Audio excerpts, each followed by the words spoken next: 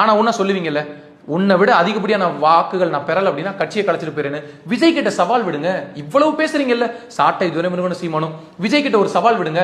எங்களை விட நீங்க ஒரு வாக்கு அதிகமா பெற்றுட்டீங்க அப்படின்னா நான் கட்சியை கலைச்சிட்டு போயிடுறேன்னு போயிருங்க. ஏன் நீங்க சொல்ல மாட்டீங்க அப்படின்னா அது நடந்துரும். நீங்க கட்சியை கலைச்சிட்டு போற நிலைமை வந்துடும். அப்புறம் கலெக்ஷனுக்கு போக முடியாது, பிசினஸ்க்கு போக முடியாது. அதனால நீங்க உங்களால முடிஞ்சா ஒரு நேர்மையான, நீங்க உண்மையா நேர்மையா கிடையாது, ஆனா நடிக்க முயற்சி பண்ணலாம்ல, மக்கள் மத்தியில நடிக்க முயற்சி பண்ணலாம்ல.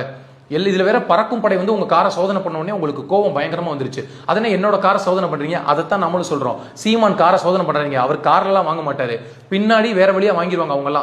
அவங்க டைரக்ட் டீலிங்கே கிடையாது, இன்டைரக்ட் டீலிங் தான். மேடையில் ஒன்று பேசுறது, கீழே ஒன்று பேசுறது.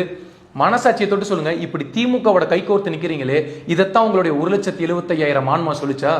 பெருமையா மேடையில் பேசுனீங்க, 1,75,000 ஆன்மா என்னை இயக்குது, இந்த நிலம் எனக்கு சிக்குச்சு, நீ செத்த, அப்படியெல்லாம் பேசுனீங்க.